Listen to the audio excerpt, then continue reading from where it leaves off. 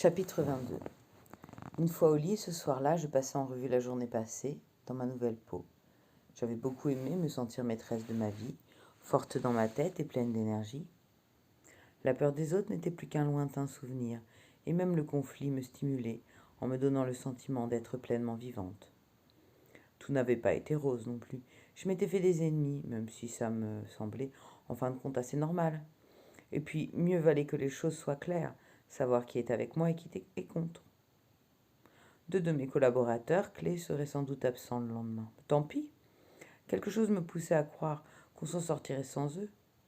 Je refusais de voir ma responsabilité dans cette situation. Je refusais de voir que mon besoin de tout contrôler avait peut-être induit une certaine perte de contrôle. En tout cas, même si je n'utilisais pas encore ce que j'en savais, je percevais le pouvoir qui pourrait m'être apporté par la connaissance complète du modèle de la confrérie de Keia.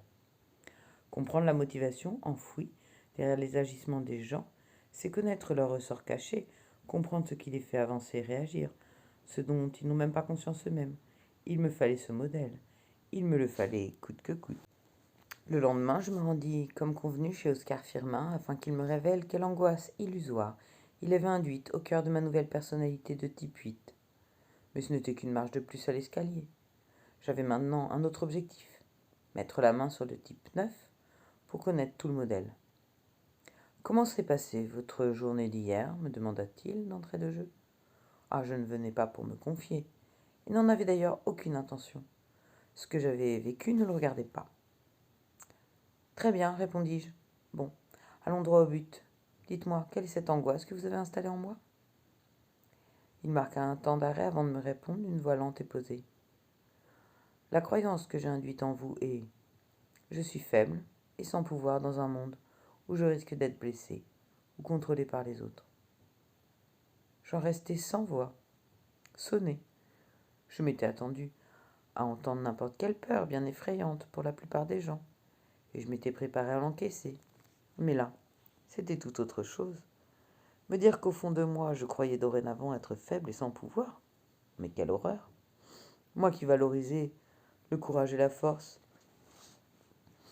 Firmin dut lire dans mes pensées. Le vrai courage, dit-il, est d'oser entrer en contact avec sa faiblesse, la ressentir, l'accepter, et renoncer à la force. La haute se disait: le mou use le dur, l'eau effrite les falaises, l'adaptabilité vaut mieux que la raideur. Je sentis la colère m'envahir. Je ne veux pas de cette croyance, vous m'entendez? Oh, elle n'est pas pire qu'une autre. Je n'en veux pas. Il soupira, puis resta silencieux un long moment, alors que je le crucifiais du regard. Bon, dit-il enfin, j'avais promis de vous rendre votre personnalité de type 6, si vous le souhaitiez. Je tiendrai ma parole. Redevenir 6, redevenir un être peureux, qui doute de tout, à commencer par lui-même, a totalement exclu. Ce n'est pas ce que vous aviez promis. Ah, bien sûr que si. Vous deviez me rendre la personnalité que j'avais hier à la 7. Ah, pas du tout. Il se passa alors en moi un phénomène étonnant. Le conflit activa ma mémoire de façon surhumaine.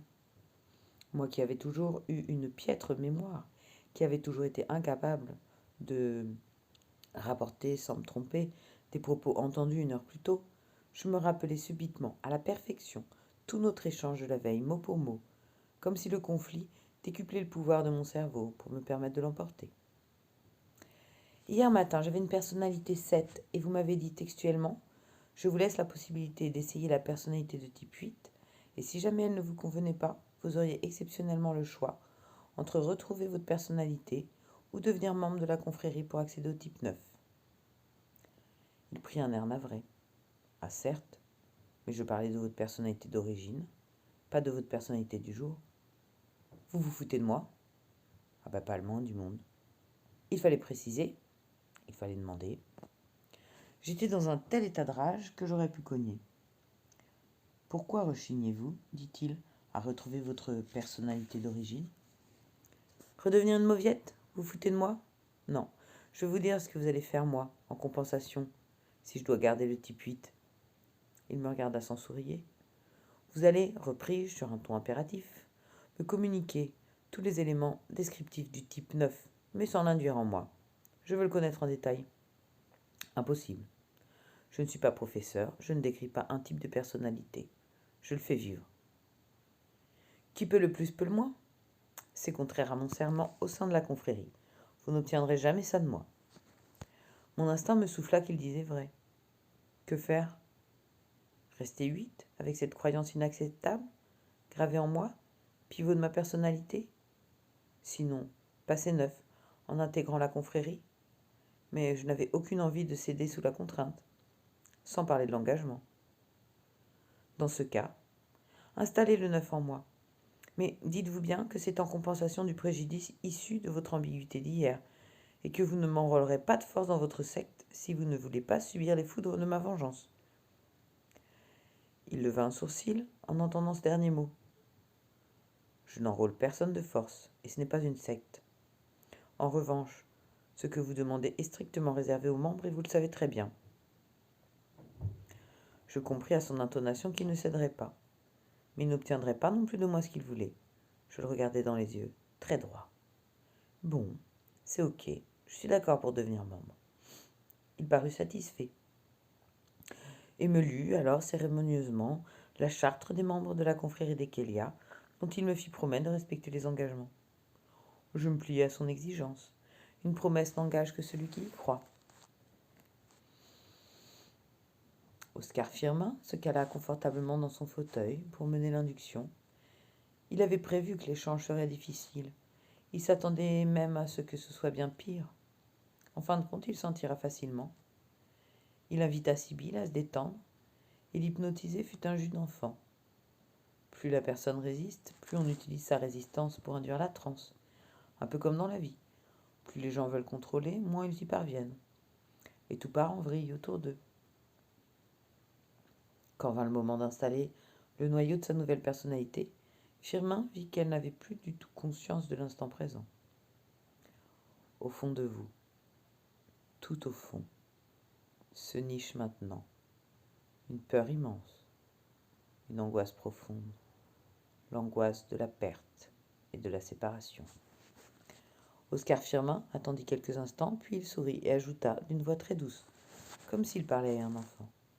Alors, avez-vous encore le courage et l'envie de vous venger maintenant? Chapitre 23. Ma période d'essai prenait fin le lendemain.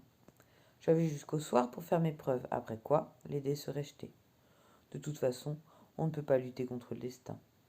J'avais juste envie d'avancer au mieux toute la journée, de réussir la réception de la mairie avec toute l'équipe rassemblée autour de cet objectif, en travaillant tous ensemble dans une belle harmonie.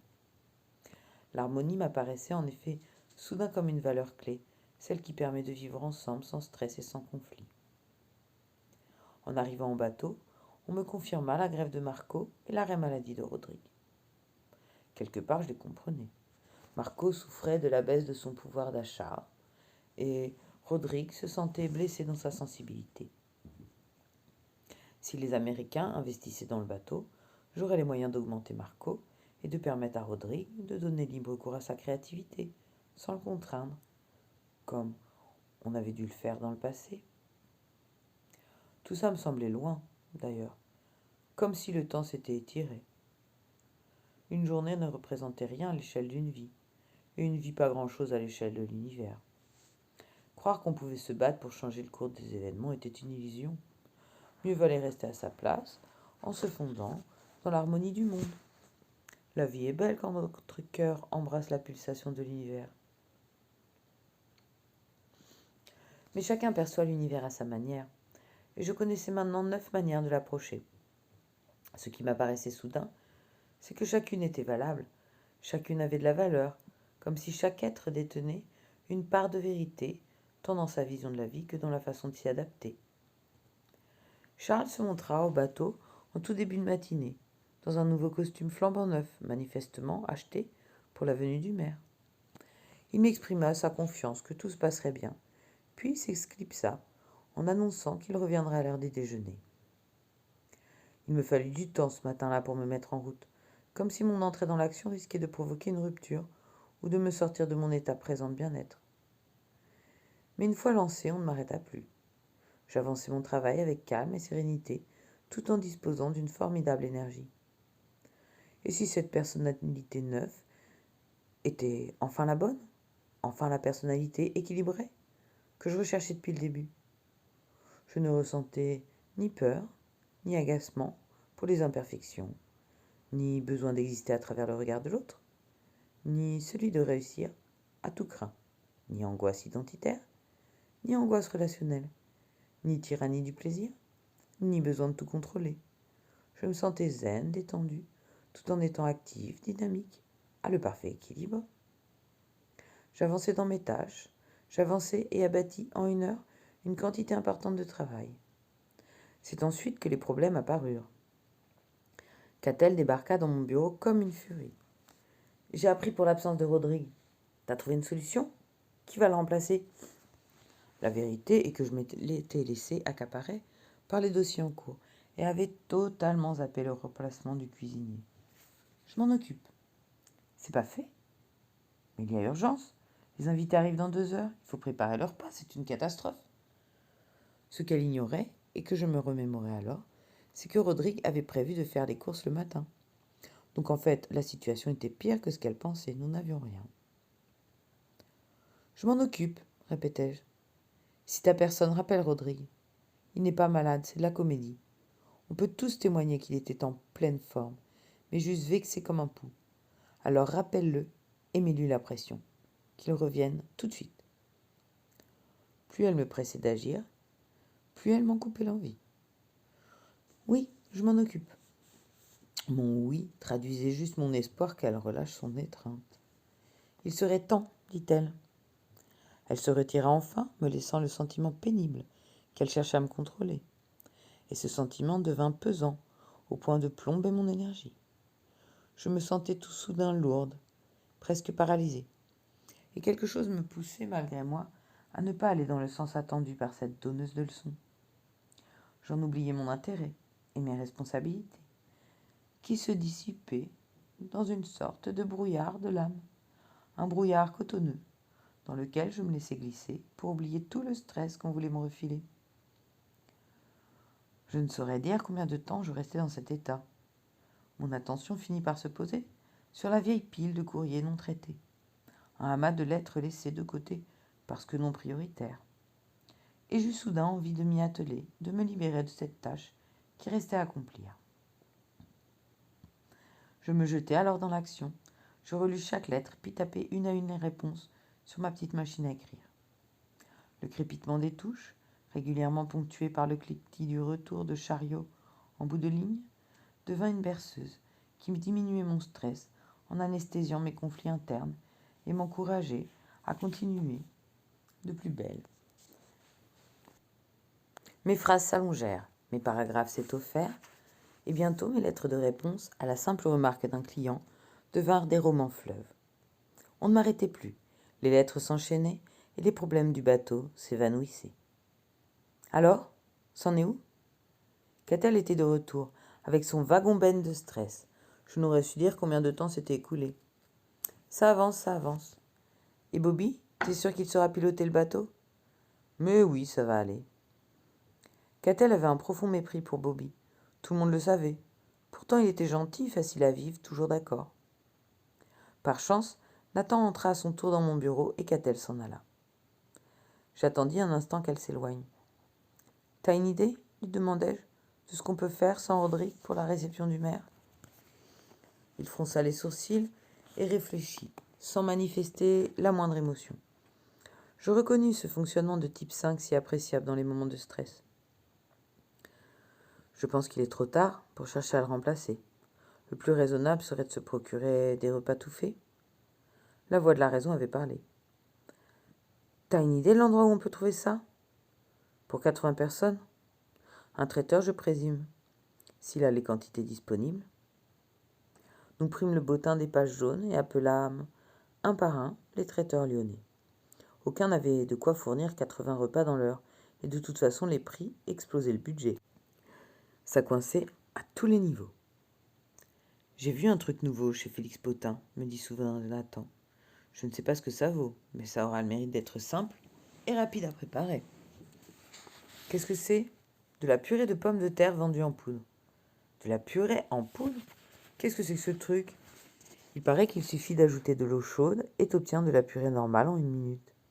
C'est une blague. Apparemment, ça existe. Cette poudre magique m'apparut comme la solution miracle à mon problème, et je m'y accrochai dur comme fer. 1 minute plus tard, l'employé de Félix Potin me confirmait au téléphone en avoir un stock suffisant pour nourrir 80 personnes. Bon, dis-je, c'est parfait, mais il nous faudrait une viande ou quelque chose sans préparation pour aller avec. Nathan fronça de nouveau les sourcils en réfléchissant. Sans préparation? Oui. Eh bien, une tranche de jambon? Mais tu crois que ça ira en termes de standing? Je savais très bien que non, mais j'attendais que l'on m'encourage dans ce choix de facilité qui résoudrait le conflit avec Catel. Ma tranquillité l'emportait sur mes responsabilités, anesthésiant en moi tout sens d'obligation et de convenance. Pourquoi ça n'irait pas, dit-il, c'est équilibré. Une protéine, un féculent, c'est très bien. Sa rationalité de 5 confortait ma quiétude de 9. Bon, génial. Il ne manque plus que le dessert. On trouvera ça facilement dans n'importe quelle pâtisserie. Oh, tu me sauves, mon amour. Corentin accepta d'accompagner Nathan avec sa voiture. Ils partirent tous les deux en quête du repas de fête. Il ne sert à rien de stresser dans la vie. Les problèmes finissent toujours par se résoudre. Et il faut bien dire souvent d'eux-mêmes. Seul dans la cabine de pilotage, Bobby se frotta les yeux. Il fallait absolument dessouler avant le départ. Il se fourra dans la bouche une pleine poignée de chips. Ça dilue l'alcool dans le sang. La nuit avait été arrosée, pourrie par le stress depuis que, la veille au soir, Sibylle lui avait ordonné de remplacer Marco. Trop, c'était trop lui demander. Mais Sibylle avait viré autoritaire et, s'il n'obéissait pas, elle allait hurler, c'est sûr. En même temps, piloter, ça voulait dire toucher aux manettes et aux affaires de Marco. Mais Marco, il ne voulait pas. N'y mets jamais tes pattes, disait-il tout le temps. Il s'en rendrait compte, forcément. Alors ça allait faire un conflit énorme. Et puis, qu'est-ce qu'il se passerait s'il avait raflé une péniche? Les bateliers, c'est pas détendre non plus. Et s'il secouait les passagers, avec le maire à bord et tout le gratin? Rien qu'à cette idée, il reprit une gorgée de vin rouge à la bouteille. Puis une poignée de chips. Il descendit sur le pont, histoire de respirer l'air à plein poumon. Ça aussi, ça doit dessouler, c'est sûr, puisque ça ajoute de l'oxygène dans le sang. L'alcool doit s'y évaporer. Il était en pleine respiration forcée quand il aperçut l'auditeur, Yvan Machin-Chose, qui avançait vers lui d'un pas incertain. S'il y a une chose qu'un alcoolique reconnaît au premier coup d'œil, c'est un autre alcoolique. Il le regarda avancer vers lui, et en le regardant, il ressentit ce que l'autre ressentait, comme s'ils fusionnaient. Ça lui faisait souvent ça, bizarrement. Et là, ce qu'il ressentit, c'était une tristesse, un vrai désespoir. « Ça va pas ?» lui dit-il, en ressentant de l'intérieur toute la souffrance de l'autre. « Ouais, j'ai connu des jours plus fastes, » admit Yvan. C'était toujours comme ça. Quand il disait à quelqu'un ce qu'il ressentait en lui, l'autre confirmait, même si c'était le plus pudique des introvertis. Tout de suite, ça créait un lien. « Alors, on est deux, dit Bobby. » Et sans qu'il ait besoin de le lui proposer, l'autre le suivit dans sa cabine. Bobby fouilla dans les affaires de Marco et trouva 2 gobelets qui avaient l'air à peu près propres. Il fallait ça. On ne fait pas boire un bourgeois, même déprimé, à la bouteille quand même. C'est un Côte-du-Rhône, il est pas mal. Et il leur servit 2 verres. C'est quoi, toi, ton problème? Et l'auditeur lui raconta ses malheurs avec la directrice. Bobby écouta jusqu'au bout, sans l'interrompre, et parce qu'il fusionnait avec les ressentis de son interlocuteur, il n'avait pas besoin de dire quoi que ce soit pour l'inciter à continuer, si bien qu'Yvan lui confia tous ses états d'âme, allant sans doute bien au-delà de tout ce qu'il aurait imaginé raconter à qui que ce fût. « Oh, c'est compliqué les femmes, » dit finalement Bobby en guise de conclusion. « Oh oui. » Bobby reprit une gorgée de rouge. « Moi, ça n'a jamais marché. J'ai eu que des expériences loupées, des désastres. Oh, c'est pas drôle. La première fois, j'étais jeune, enfin, j'avais peut-être 25 ans, et j'avais ramené chez moi une fille qui était amoureuse de moi. On s'est déshabillé. Moi, j'avais aucune expérience, alors Je me suis juste allongée sur le lit et je l'ai laissé faire, quoi. C'était une fille sensible, je m'en souviens. Elle est venue sur moi. Au début, c'était top. Vraiment super. Et puis ensuite, elle a fermé les yeux, la tête un peu rejetée en arrière. Et elle s'est mise à onduler lentement du bassin. Et là, ça commence à tanguer. Et j'ai vite senti que j'allais avoir le mal de mer. Au début, c'était supportable. Mais très vite, c'est monté de plus en plus. Alors, heureusement, j'avais un paquet de chips sur ma table de nuit. C'est mon truc pour passer le mal de mer. Puis j'adore ça. T'aimes ça, toi? Oui. Il lui tendit son paquet. Tiens, sers-toi. Merci. Donc je reprends. Je tends la main pour attraper le paquet de chips sur ma table de nuit. Et je m'en fous une bonne poignée dans la bouche. La fille, elle a continué d'onduler comme ça. Puis soudain, elle a ouvert les yeux. Moi, je continuais de mâcher mes chips pour faire passer le mal de mer. Et là, elle s'est arrêtée net. Ses yeux sont devenus tout mouillés. Elle m'a traité de goujat. Elle s'est enfuie en pleurnichant. Pas sympa. Ah, c'est après coup que j'ai compris. J'avais été impoli. Voilà tout. Alors, je me suis juré que je m'y reprendrais plus. J'allais apprendre les bonnes manières, faire des efforts. À partir de là, tu vois, j'ai observé comment ils faisaient les aristos. Parce qu'à cette époque-là, le bateau était en bon état. Et les aristos lyonnais venaient y manger. Alors moi, je les ai bien observés. Je les ai écoutés parler. J'ai appris leurs formules, leurs gestes. Ah, t'as raison. Y a pas d'âge pour apprendre, dit Yvan, en se resservant un verre de rouge. Alors plus tard, il y a une autre fille qui est venue dans mon lit. Elle était une passionnée, une fougueuse. Elle m'a chevauché en gémissant, les yeux clos. Alors cette fois, quand j'ai senti le mal de mer, je me suis comporté en gentleman. Ah oui? Tout à fait, monsieur, en gentleman. Je lui ai tendu le paquet de chips. Avant de me servir, je lui ai dit avec l'accent d'aristo: un petit amuse-gueule, très cher. Ah, la classe. Oui, monsieur. Sauf qu'elle n'a pas mieux réagi. Figure-toi, elle a écarquillé les yeux. En voyant le paquet que je lui tendais, elle s'est figée, comme si elle avait reçu une gifle. Alors je continuais, comme j'avais appris. Je vous en prie, ma chère, pas de chichi entre nous. Ah oui, très classe. Ouais, sauf qu'elle a étouffé un sanglot, et les yeux explosés de rage. Elle a donné un grand coup de poing dans le paquet. Ça a explosé et les chips sont volés dans toute la chambre. Oh, pas de chance. Ouais, pas cool. Surtout que c'était des flots d'or blonde à croquer, pas des chips ordinaires. Or, depuis moi, les femmes, c'est fini. Je préfère la télé. T'as raison, un bon film peut être érotique sans être hystérique.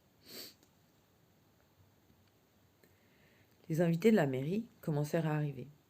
Je me tenais avec Catel à proximité de la passerelle pour les accueillir quand un couple d'inconnus s'adressa à elle en demandant une table pour le déjeuner.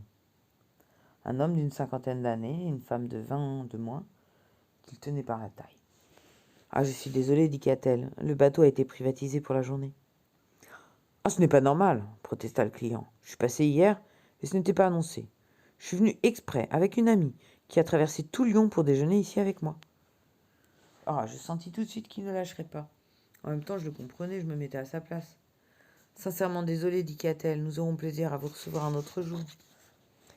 Mais nous ne sommes que deux. Vous avez bien de la place pour deux, quand même. C'est impossible, dit-elle. Notre client a réservé tout le bateau.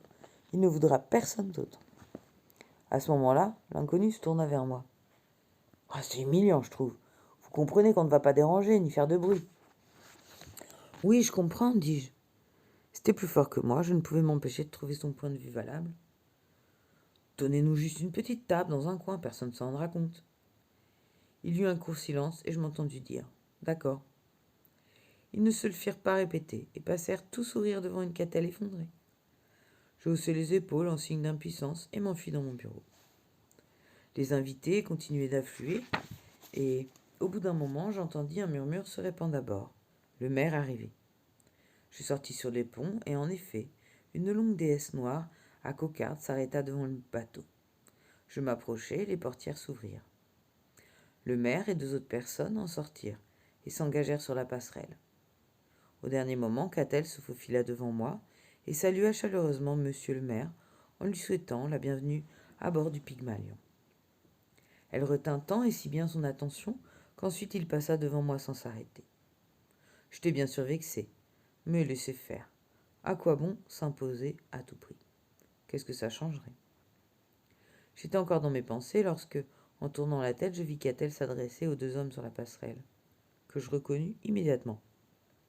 Les tueurs à gages que j'avais employés la veille pour intimider mon propriétaire. Toujours en costume noir, cravate noire, lunettes noires. Évidemment, ça tombait mal. J'entendis Catel leur refuser l'accès, mais l'un d'eux me désigna du doigt. Elle se retourna vers moi incrédule. Embarrassée, je leur fis un petit signe de la main en me forçant à sourire. « Tu les connais ?» demanda-t-elle perplexe. « Ils disent que tu les as invités. »« Ah oui, mais pas spécialement aujourd'hui. »« Vous avez dit quand vous voulez, » déclara le plus petit avec son accent serbe en fronçant les sourcils. « Oui, oui, venez, c'est pas grave. » Catel me fusilla du regard. Ils montèrent à bord et à ce moment-là, Manon me toucha le bras. Je me retournai et la vis en compagnie d'un homme en costume beige, les cheveux gris coupés, bien nets derrière les oreilles, des petites lunettes rondes en métal qui semblaient rapprocher ses yeux l'un de l'autre. « Sibylle, ce monsieur te cherche. C'est le responsable du service communication de la mairie. »« Ah oui, monsieur Pinet. Madame Shirdon, dit-il en me serrant la main. Je vis tout de suite la contrariété sur son visage et je décidai de filer avant qu'il ne l'exprime. « Je vous prie de m'excuser, on m'attend dans mon bureau. » Je partis m'y planquer, mais Charles vint me rejoindre quelques instants après, toujours sur son 31. « Vous êtes revenu ?» dis-je. « Oui. Je viens de croiser Catel, elle est très préoccupée. Il paraît que les repas ne sont pas encore prêts. »« Non, mais ça va venir. Vous êtes sûr ? » ?»« Oui, oui, ça va aller, pas de problème. » Le plus important pour moi en cet instant était de dédramatiser, de désamorcer tout conflit. Je n'avais pas de prise sur les événements, mais c'était presque secondaire, comme si tout glissait sur moi sans me toucher. Nathan et Corentin finiraient bien par revenir de leur périple en ville. Les faits me donnèrent raison. Quelques secondes plus tard, j'entendis le moteur de leur Simca 1000. Je les vis par le hublot décharger de grands sacs Félix Potin et prises uniques avec lesquels ils s'engouffrèrent sur la passerelle. Ils firent plusieurs voyages sous l'œil suspicieux de Maurice Pinet, mon interlocuteur de mairie. On frappa à la porte. « Sibylle. » J'ai tout de suite vu que Bobby était un peu plus bourré que d'habitude. « Oui. » Je voulais savoir. Pas croiser, en fait, comme la dernière fois. On descend la Saône jusqu'au bout, puis on remonte le Rhône jusqu'au canal. C'est ça? Nathan l'interromput en entrant à son tour dans mon bureau. J'ai eu l'idée, dit-il, d'aller chez Prise Unique pour les desserts. C'était beaucoup moins cher que dans les pâtisseries. On a pris des tartelettes aux pommes, ça te va? Oui, oui, très bien. En revanche, je viens de me rendre compte qu'on n'a rien prévu pour les entrées. Merde. Les entrées, j'avais complètement oublié. On n'a rien du tout dans les frigos, demandai-je. Non, rien. On n'est peut-être pas obligé de faire des entrées. Ah si, c'est dans le contrat, malheureusement. Bon, là, on a un vrai problème, parce qu'il est trop tard pour retourner en ville. J'imaginais déjà la colère de Pinet, qui m'avait l'air beaucoup moins commode qu'au téléphone. On a un problème, en effet. Le silence emplit ma cabine. Nous étions vraiment coincés. Au bout d'un moment, Bobby osa glisser. Bon, si vous voulez, moi, j'ai une réserve, une grosse réserve de chips. Nous échangeâmes tous les 3 un regard. Je soupirai. Ma foi, s'il n'y a pas autre chose, c'est mieux que rien. Bah, c'est bon les chips, hein, dit Bobby. Et t'es sûr d'en avoir assez pour 80 personnes? Ah ouais. Ouais, ça oui, alors. Faut juste m'en laisser un paquet parce que le voyage, sinon, j'ai le mal de mer. Alors je vomis partout. Ok, on t'en laissera 2 paquets, dis-je. Bon, ben, sauvé, dit Nathan. Sauvé. Au fond de moi, je savais bien qu'on n'était pas sauvés. Ça passerait mal ou pas. Mais que pouvais-je y faire? Un quart d'heure après avoir largué les amarres, Manon vint me trouver dans mon bureau où j'avais repris les réponses au courrier des clients. « Tu peux venir voir en cuisine un instant ?» Je la suivis. Elle m'expliqua que les essais de reconstitution de purée étaient encourageantes. Il voulait juste mon feu vert avant de lancer toute la préparation. « Parce que le goût est quand même un peu bizarre, dit-elle. » J'entrai dans une cuisine envahie par au moins la moitié de l'équipage qui voulait assister à la magie de la poudre transformée en pommes de terre. Manon me fraya un chemin jusqu'au piano de cuisson. J'ai pris une cuillerée de la préparation translucide, tous les regards braqués sur moi. C'était franchement insipide à souhait. « Il n'y a plus d'eau !» cria soudain un serveur dans l'évier. « Comment ça ?» dit Corentin. « Mais il n'y a plus d'eau au robinet !»« C'est pas possible, dit Jeff. Va vérifier dans les toilettes. » Pendant ce temps, je rendis mon verdict en faisant un gros effort pour ne pas démoraliser les troupes. « Wow, c'est pas mauvais, dis-je. Va vérifier. Ça manque un peu de goût, mais ça peut aller. » « Moi, dit Jeff, je trouve qu'on dirait du vomi. » »« Mais non. » La porte de la cuisine virevolta. « Pas d'eau non plus dans les toilettes. » »« Allons. » »« Allez peut-être demander à Bobby, suggérai-je. » Corentin s'en chargea et revint 1 minute plus tard. « Il dit que Marco refait le plein d'eau le soir. Il n'a pas dû le faire hier. »« On est dans la muise, dit un serveur. »« Au contraire, dit Jeff, pas de carafe à table, les gens prendront plus de vin. »« Très drôle, dit Corentin. Et sans eau, comment tu fais la purée, gros malin ? » ?»« Mince, la purée. On doit avoir de l'eau minérale, dis-je. »« Justement, dit Manon. On a oublié de te le dire, il y a eu un petit loupé. On nous a livré que la pétillante. »« Oh, ça va pas le faire, dit Corentin. »« On sait pas, dit Jeff, ça donnera peut-être un peu de piquant. »« C'est pas le moment de plaisanter, dit Manon. »« Bon, dit Jeff, de toute façon, l'eau, il y en a partout autour de nous. » Tout le monde se mit à rire. « Non, mais c'est pas idiot, dis-je, l'eau de la Saône. Elle doit pas être mauvaise. »« Ah non, on va pas faire ça quand même, s'offusqua Corentin. »« Tu préfères leur servir la poudre dans l'assiette, dit Jeff. C'est comme vous voulez, hein. Moi, le maire, je m'en fiche s'il n'est pas content. Mais les 2 grands baraqués en noir, là, je préfère pas trop les énerver. » Nous décidâmes d'aller prélever l'eau de la rivière à l'aide d'un seau de ménage attaché à une corde. Finalement, le résultat fut plutôt satisfaisant. La purée prit une teinte végétale assez originale et son goût, moins fade, pouvait passer pour sophistiqué et créatif. Un problème de moins. On put lancer le service. J'étais à peine retournée dans mon bureau que Catel déboula, encore elle. « Qu'est-ce que c'est que cette histoire ?» dit-elle. « Vous allez servir aux mères des chips, du jambon purée et des pâtisseries de supermarché ? Mais je rêve. » Je résumai la situation et tentai de la rassurer. Je comprenais sa déception, ça. Ma déception. Ma déception, mais c'est bien plus grave que ça. Je ne veux en aucun cas être associée à ce simulacre de réception. Ça va partir en vrille et ça sera sans moi. Moi, je démissionne sur le champ. Fini. Je ne vous connais plus et mon nom ne doit plus figurer nulle part sur vos documents. Je ne vous connais pas. Je la laissai parler. Et ses paroles glissèrent sur moi comme l'eau sur les plumes d'un canard de la vallée du Rhône. Elle finit par s'en aller et je ne pris même pas la peine de lui rappeler qu'elle nous devait 1 mois de préavis. De toute façon, elle ne quitterait pas le navire en navigation. Je me remis à mes courriers. Un peu plus tard, je commis l'erreur de quitter mon bureau pour aller demander à Jeff un coca. Les 2 Serbes, avec leurs lunettes noires, étaient assis au bar, devant des verres d'alcool forts. J'avais à peine formulé ma demande que Maurice Pinet quitta la table du maire pour fondre sur moi. « Je n'en reviens pas de ce que je vois ici, dit-il d'un ton très offensif, mais en contrôlant sa voix, sans doute pour ne pas être entendu de la table du maire. Les hommes en noir levèrent immédiatement la tête vers lui, comme des chiens dressés à renifler l'agresseur. « C'est inadmissible, » reprit Pinet, les lèvres tremblantes de rage.